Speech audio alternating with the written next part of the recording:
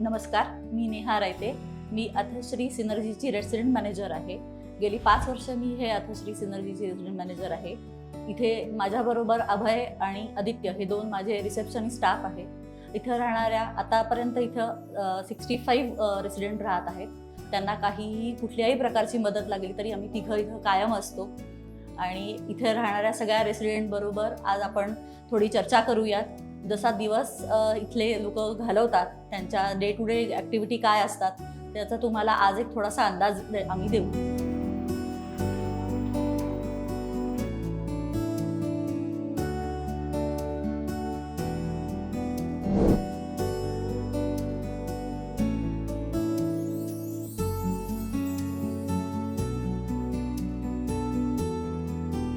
ग्यारह बजे आप जैसे ये लोग 11 बजे गेट बंद हो जाता है. 11 बजे के बाद वो कांच का जो दरवाज़ा है वो बंद हो जाना चाहिए. काकू आजचा काय मेनू आहे?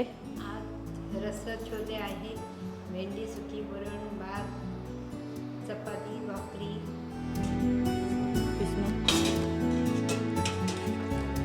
काय म्हणताय काका, कसे आहात? बीपी चेक करू?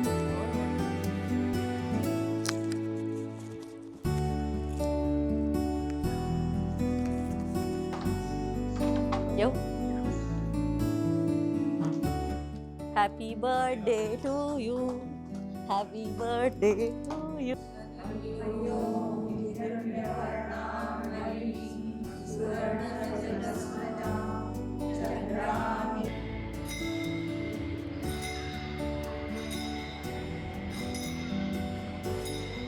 अथश्री सिनर्जी हे एक वृद्धाश्रमासारखं जरी नसलं तरी वृद्ध लोकांची सोसायटी आहे. परांजपेंनी त्यांच्यासाठी खूप सुविधा दिलेल्या आहेत. जनरली रात्री अपरात्री त्यांना काही गरज लागली तर त्यासाठी प्रत्येक जणांच्या बाथरूममध्ये एक कॉर्ड आहे जी टॉयलेट सीटच्या अगदी शेजारी आहे. ती ओढल्यानंतर खाली हुटरला एक जोरात पॅनिक आवाज येतो आणि मग आम्ही फोन करून विचारतो की काय झालं आहे, किंवा जर का काही पडलं असेल तर ते लोक आम्हाला फोन करतात.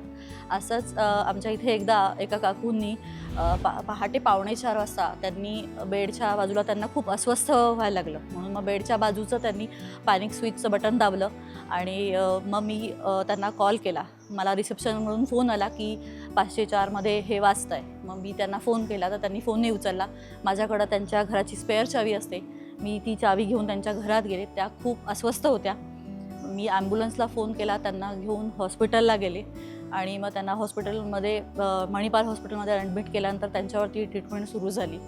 आम्ही जनरली सगळ्या प्रकारची सुविधा त्यांना द्यायचा प्रयत्न करतो, सगळ्या प्रकारची मदत त्यांना करायचा प्रयत्न करत असतो.